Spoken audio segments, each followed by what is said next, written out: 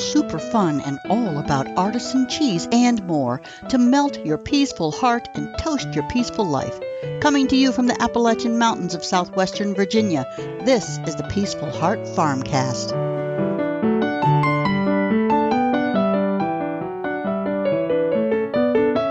Hey, this is Scott Hall from Peaceful Heart Farm, and you are listening to the Peaceful Heart FarmCast.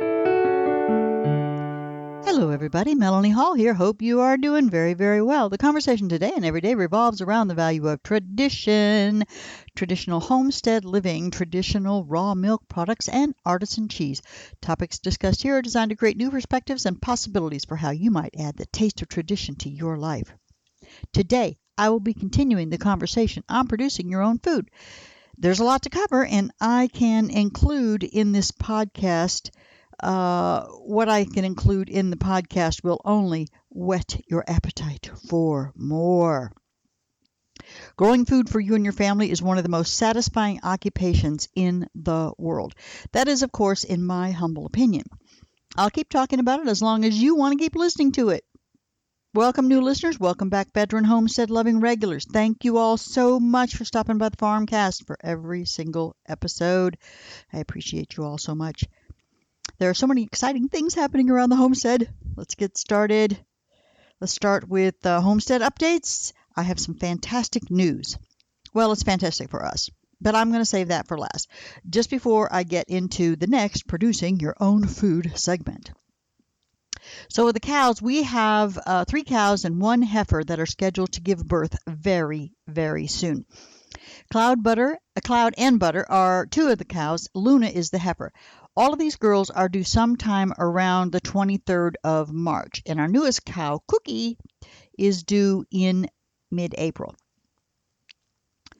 I forgot to tell you all about Cookie in the last podcast. She's our latest addition to the homestead. Cookie's about 4 years old. We were a little concerned about meeting our needs for milk in the early spring, so we started looking around for a good milking girl to add, at least temporarily, until we get our younger girls bred and producing milk. So Cookie's a great cow. She's from an organic dairy about an hour and a half from us. She's mostly Jersey, but has some Guernsey in her as well. Originally, she was a 4-H show cow, and that makes her very friendly and an attention seeker. We love her already, and it looks like she integrated into the herd without issue. So welcome, Cookie. The sheep, we expect lambs in the next 2 weeks. There are 5 ewes that are currently pregnant. 2 of them are older, and I expect at least one of those girls to have twins, possibly both.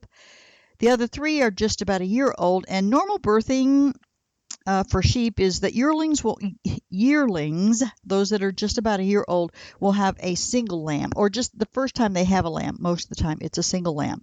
So we're looking for 5 to 7 lambs this season. Now, the dogs, Finn and Charlotte, are on patrol duty for keeping these guys safe, and Finn is still escaping regularly. We are working on a training regime for him. Every time he goes where he's not supposed to be, he gets put on a tether for 2 days. We're hoping this will be effective. I'm also going to start leading him around the inside of the fence so he knows where his boundaries are. And then when he gets out, he goes on the tether for a day or 2. We lead him around again, and then he can get free again until he escapes again, or until he learns. However, it actually is well known that any dog with Great Pyrenees genetics will tend to roam, and he's half Great Pyrenees. Recently, he hasn't really been roaming outside the perimeter fences, but we really want to train him to stay in the area he is assigned. So he just jumps over into or crawls under and gets into these other paddocks rather than staying with the sheep where he's supposed to be. Anyway, we'll see how it all works out. The other night he got out, all the way out. So it's 11:30, 12 o'clock at night, and we're bringing him back in, putting him on the tether. I could hear him barking out in the front, like, wow, he's not in the right place. Anyway, it may be that we simply have to live with him going wherever he wants, whenever he wants. It's obviously dangerous for him, but we don't want to deflate his spirit and ruin him as a livestock guardian dog either. I hope that the birth of the new lambs will give him a better incentive to stay with his charges. We shall see. The quail. The quail seem to cause me perpetual griefs. So many people love walking in nature, and I do too. It seems so peaceful and calm and beautiful, and nature's just so beautiful. But in true reality, the true reality is that nature has a really brutal side to it. You all know this. Just with weather, storms and drought, fires, floods, they're all daily happenings around the world.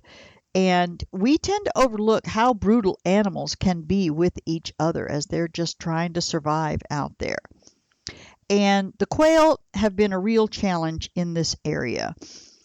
After months and months of no issues, all of a sudden, I might have 1, 2, 3 birds that are brutally attacked by the others in the cage. It's just heartbreaking. I then have to make special arrangements for healing of these unfortunately bullied birds. If I can find the culprit, I separate her from the rest. But one dilemma is, where do I keep all of these? What quarters do I have available for housing? I got to separate this one. These ones are ill. This one's mean, blah, blah, blah, having all these separate housing areas. So, as I said, it is causing me perpetual grief. So right now I have 2 roosters in the bottom right cage. One is in the main part and the other's in the enclosed box. So I was able to turn that cage into 2 cages. So there's an enclosed box where the hens use for laying their eggs. And I have sand in there for their dust bath. So one is locked in there and one's out in the main area. And the one out in the main area, he wasn't too badly injured, but the other one was in really bad shape. Yesterday it looked like he had his eyesight back in at least one eye. And this after 3 or 4 days of complete blindness. And I'm happy he's healing. I still don't know what I'm going to do with these 2 guys after they're healed. That cage is meant for hens who are laying eggs, so I need to put the hens in with the roosters. Anyway, I believe I found the perpetrator. I took a chance and put her in another cage, and I took the rooster out of that cage and put him in another cage, and that was risky also. It's always risky to put one bird or another into a group of strangers. So far, after a few days of this setup, there have been no more incidents. But I have a cage of hens with no rooster, and that means eggs but no fertility. I don't know. Do I dare put a rooster back in there with the mad hen?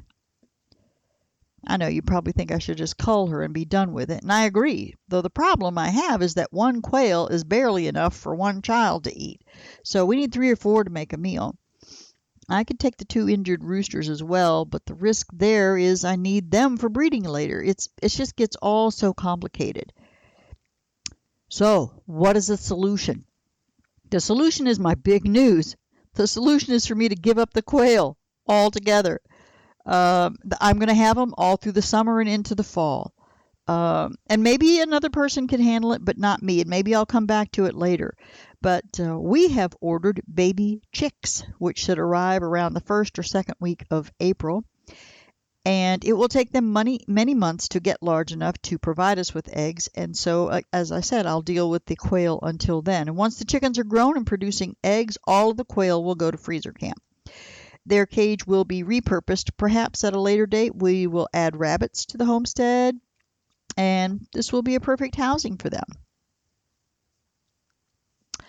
As far as the chickens, I shopped in detail and we discussed at length which chicken breed we wanted to raise. And in the end, we settled on 2 breeds. First, the barred Plymouth Rock. These are black and white spotted chickens, and they lay brown eggs. Second, we chose the white Plymouth Rock. They are pure white, and they also lay brown eggs. And there are several reasons for choosing these 2 breeds. Obviously, they're related. So they actually produce similarly. And the first and most important reason is what they are called dual breed chickens. So like our cows, they are abundant in meat and milk. These chickens excel at producing both meat and eggs. And both breeds produce large brown eggs and top out in weight at nearly the same size. So they produce about the same amount of eggs. They grow to about the same size. And originally I thought I had decided on a different breed, the Buff Orpington. I love their beautiful tan color, and they're fluffy and they're big. However, after comparing breeds, it became obvious that the Buff Orpington, while dual purpose, it leans more toward meat than eggs. They produced an equal number of eggs to the Plymouth Rocks on average, but they're medium eggs rather than large. And the fully grown Buff Orpington is significantly larger than the Plymouth Rock breeds. So again, more towards the meat, less towards the eggs, even though they produce a lot of eggs. Smaller eggs, bigger bird.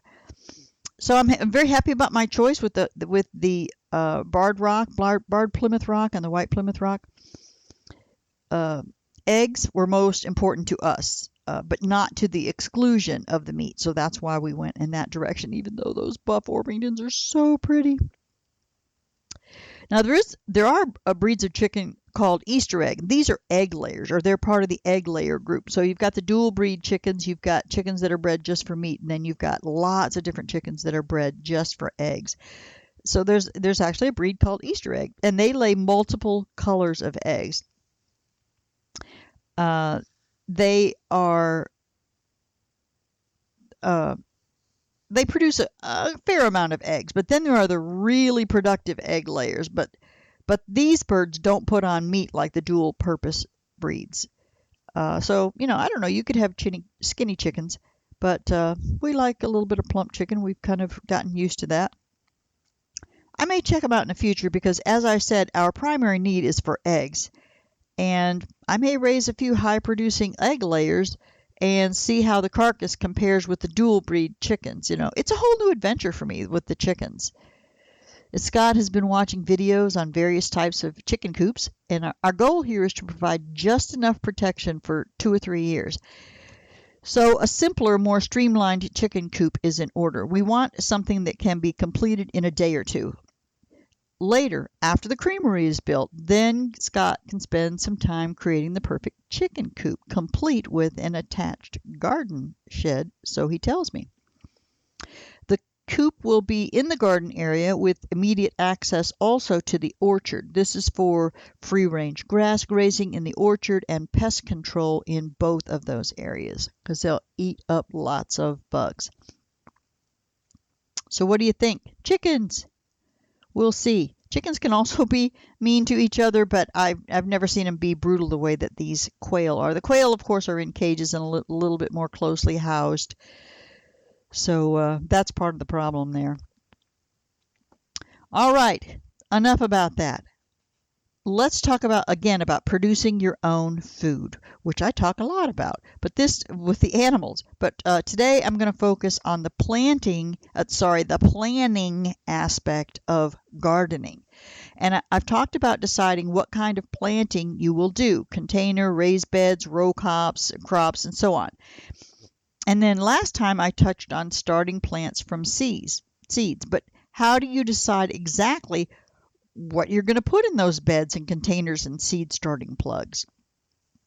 Well, the first most important thing you need to hear is to grow what you like to eat. There's no point growing lots and lots of gorgeous lettuce if you only eat salad once every 2 weeks. And while peppers are easy to grow, how many do you think you will use? And what kinds? These are the decisions that need to be made before you go into your big store box and start looking at those rows and rows of seeds. Decide before you open that giant catalog that has hundreds of pages and thousands of seeds. And I can't tell you how much I love looking at those different plants and all of the various vegetables that can be grown. It's really fun, and it is so easy to get bogged down in the details and the endless options. So here are some tips. Let's say you're going to grow zucchini. Start small, 1 or 2 plants. Some kinds of vegetables produce all summer long. Zucchini, yellow squash, and the various white scallop squash these are all summer squashes. Those are examples. You can eat them raw. You can steam them. Of course, we like them in salads and so on. So even a couple of each of these plants will sometimes be overwhelming for just 2 people. And by the end of the season, you may never want to see another zucchini again. But on the upside, I guarantee you that if you love this veggie, this aversion will dissipate to nothing over the winter. By spring, you will be chomping at the bit to grow it again. But maybe not 4 or 5 plants, maybe just 1 or 2 plants. Now, While lettuce and tomato sound great for your salad, they are not necessarily complementary in the real world. Lettuce likes cool weather and turns bitter in the hot summer, and it will bolt. That means it goes to seed and stops producing, and it gets bitter, as I said. Now, on the other hand, it's not unusual in this part of the country to not get your first tomato until July. Tomatoes like heat, and the lettuce is long gone. Of course, you can grow late summer or early fall lettuce and likely still have tomatoes to go in your salad. But now you've waited all summer to get that combination. So, eating with the seasons is a bit of a learning curve and can catch first-time gardeners by surprise. While I said grow what you like to eat, you might find that what you like to eat doesn't look quite the same in the garden as it does on the grocery shelf. So there'll be a little bit of a learning curve there. You get to eat lots of one thing and then lots of another thing and then lots of another thing because you have things that will produce early in the spring in the cool weather, and then they'll die off because they can't stand the heat. And then you have all of your summer crops that will come in succession. The beans come in pretty quickly. As I said, the tomatoes midsummer and later, and so on. Winter squash all the way to the end of the year before you get those. All right, let's see what else. There is no good solution to knowing how much you should grow of any given vegetable. I've tried all different methods. You've got crop reports, projected crop yields that can give you ideas, your soil, your location in the world, your average weather, the fertilization schedule, pest attacks. All of these contribute to the outcome of your crop. It's never going to be what those projected crop yields tell you it's going to be. Pests and weeds are a greater problem in infertile soil, and that means in the beginning, before your soil is built up to perfection, you can expect some lower yields. Every year I expect greater yields, and I learn more about when and how much to water, how much fertilizer is required, and how often. The weather is different each and every year, and that will never change. So give yourself, I'm going to just throw it out there, give yourself at least 3 years to get to a place where you know how much a particular plant is going to produce in your soil and climate. All right? So how do you plan how much to grow? Some of that is limited by the space you intend to use. Beans come in a packet that usually has about 40 seeds.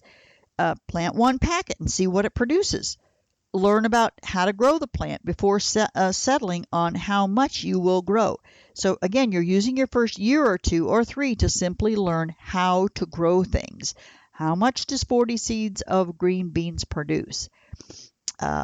Maybe double that the next year, maybe triple it or quadruple it. So once you have an idea of what your garden is going to produce, and again, remember, you're going to produce probably more and more each and every successive year. After 3 years, you'll kind of get more into a rhythm of how much your plants are going to produce.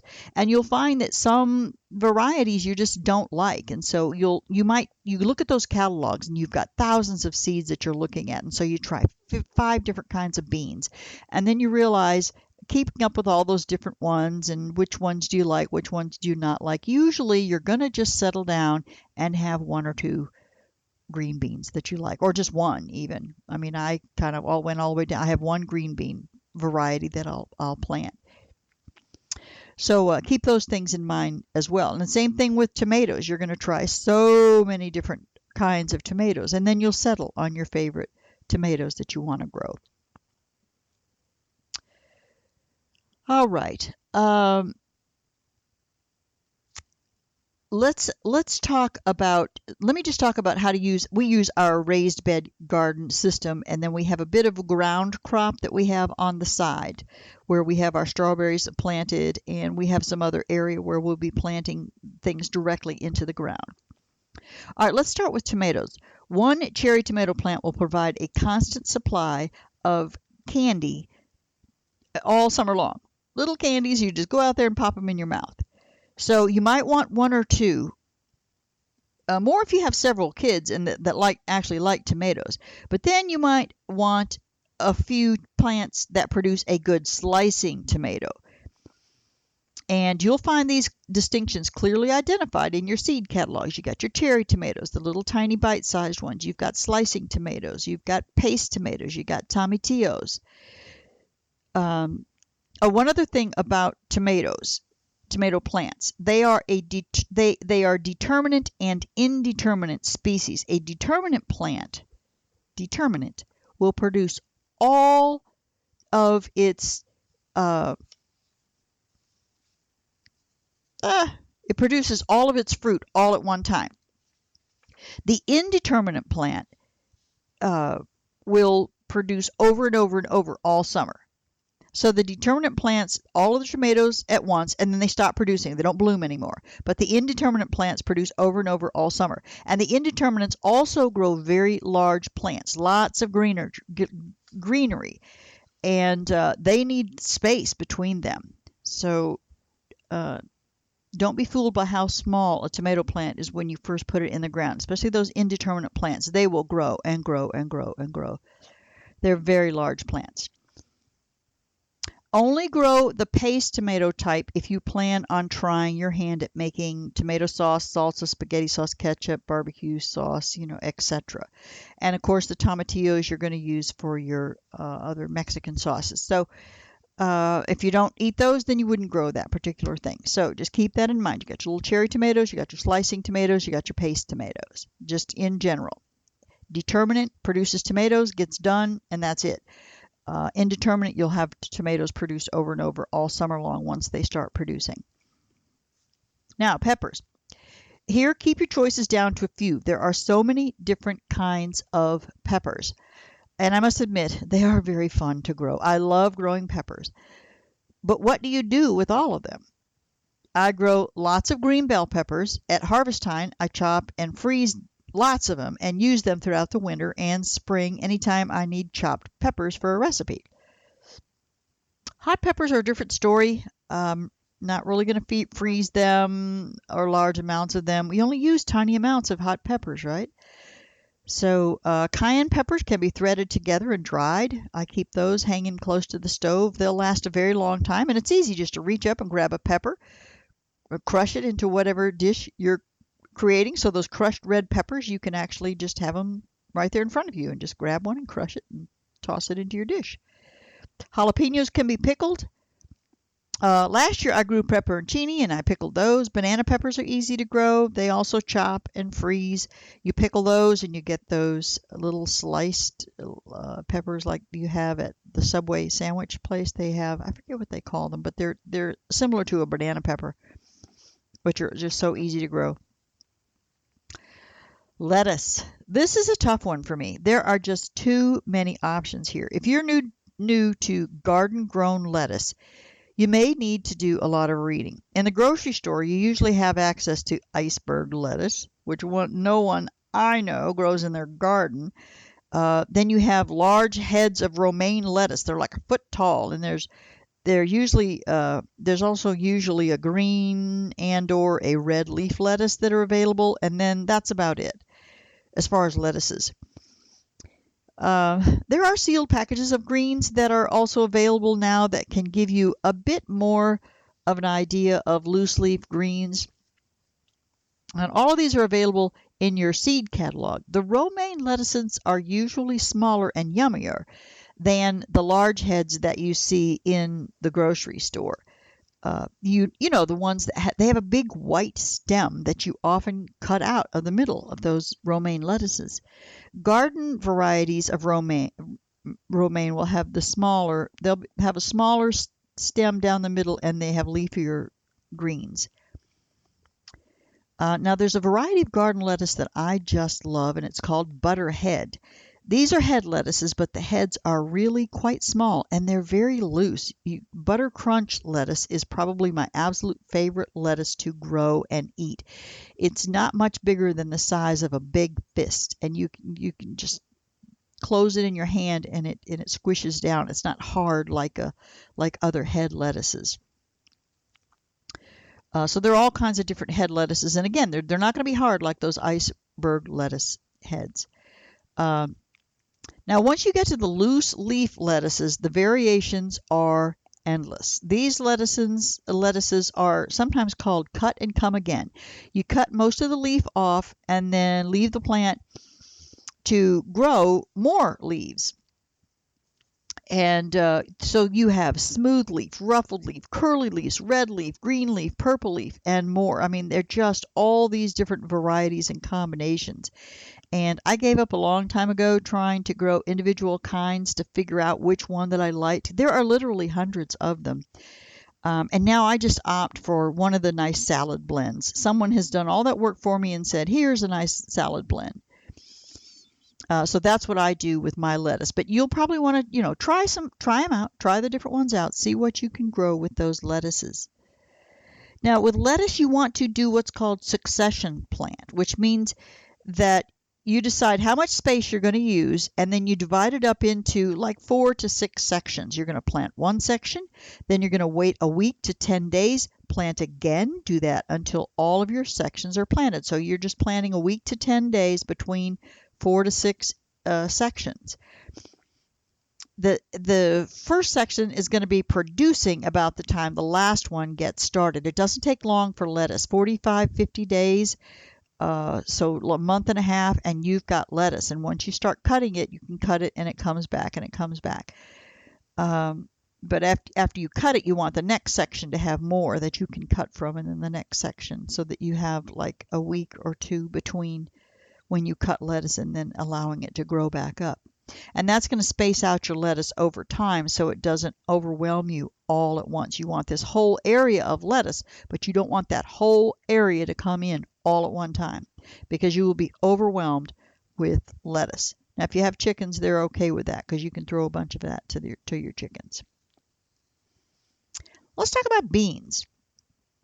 Our 3-foot by 8-foot raised bed requires at least 2 packages of those 40 bean packages for a full planting for one 3 by 8-foot bed. A little bit more than 2 packages sometimes. So this is another place where you can try all sorts of beans just for the fun of it, and you'll probably find that you have a favorite that is simply not available at the local grocery store, where you are limited to just green beans. But there are purple beans, though those do actually cook up green. Some are as long as 3 feet. I forget what those are called. There are actually a couple different ones that are like really long. You have string beans, you have beans without strings. I stuck with tried and true favorites with a few purple and yellow wax beans thrown in for fun, but I pretty much just grow green beans now. Now, you also want to keep an eye out for bush beans and pole beans. I stick with bush beans. I have tried various methods of growing pole beans, and I always come back to the bush bean. Pole beans require support, and they can climb 10 feet or more. My mother had a really neat setup, and someday I may try it myself. She had a metal pole, about 10 feet of it, that was sticking out of the ground, and at the top, my dad somehow mounted a bicycle wheel, like a little flat top on top of that pole that was sticking out of the ground. And then Mom would tie strings to that bicycle wheel all the way around, and then she'd pull the string down and to the ground and secure it with a tent stake, and all the way around. And when she was done, it looked like a string teepee.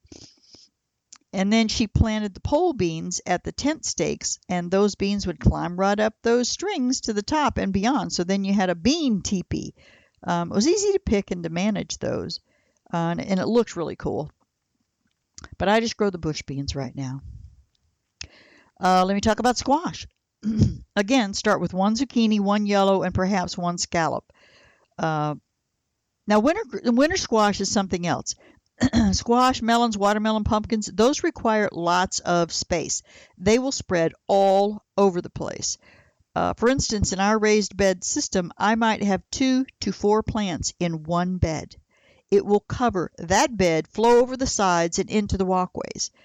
And I'll keep coming in, moving the spreading vines back up onto the bed, and sometimes I leave them down in the walkways, as long as they don't attach and try to grow there. They're just the squash are just sitting on top. I might let them go. If they were only on the ground, I would just let them run all over. I can grow small pumpkins in the raised beds, but most pumpkins need at least a 6 by 6 foot area for each plant. 6 by 6 for each plant. They are going to run crazy all over the place. And same with watermelon. So these would be challenging for someone trying to container garden on their apartment balcony. I'm not sure exactly how you'd do it. There really are too many options for me to cover in this short podcast. And I hope I've given you some food for thought. And if you have questions, email me or contact me on our locals page. So right now, all I did was tomatoes, peppers, beans, and squash. There are other things that you might want to have, beets, carrots, onions, and those kinds of things. All right, let's see. How about some other things to consider? Think about buying open pollinated seeds. You can save them and not have to buy anything the next year. That's another learning curve for some things, seed saving, and you may not be ready for seed saving, but consider it. Consider learning how to grow those plants so when you do get into seed saving, you're already there. Let's see. The tomatoes, peppers, beans, squash, those are easy. And seed saving is also relatively easy with those plants. Though squash has a bit of a trick to it that I'm not going to get into right now. Now, once you see how to grow things that you like and you've whittled down what you intend to grow into the future, then you can decide how much you think you need. And then you will need to double it if you plan to save food for the winter. You can always give it away to family or those in need if you overproduce. And trust me, you will need more than you think if you plan to feed your family throughout the year. And I know I talked about starting seeds indoors in the last podcast, but buying plant starts instead of trying to start from seed is a great option when you're just getting started. And it also gives you the freedom to select lots of varieties without buying a whole package of seed for each variety that you want to try. You just go in, you buy one of this, one of this, one of this. So those are some other tips to think about. And it can be overwhelming, but just jump in there, decide, I'm going to do this the first year and see what it does. And you will learn. You will learn what works, what doesn't work. And then the next year, you'll trim it down, shape it up a little bit. You'll narrow down the kinds of things you want to grow. You'll get better at growing certain kinds of plants. And the third year, you're going to have it narrowed down even more. And that's when you're going to start thinking about, well, exactly how much of each one of these things that I've now gotten a little bit of skill with learning how to grow, how much do I need to feed my family? And go from there. And that's really all I have time for. And please visit our locals page and start a conversation to get more information. That's peacefulheartfarm.locals.com, peacefulheartfarm.locals.com. You join, you can,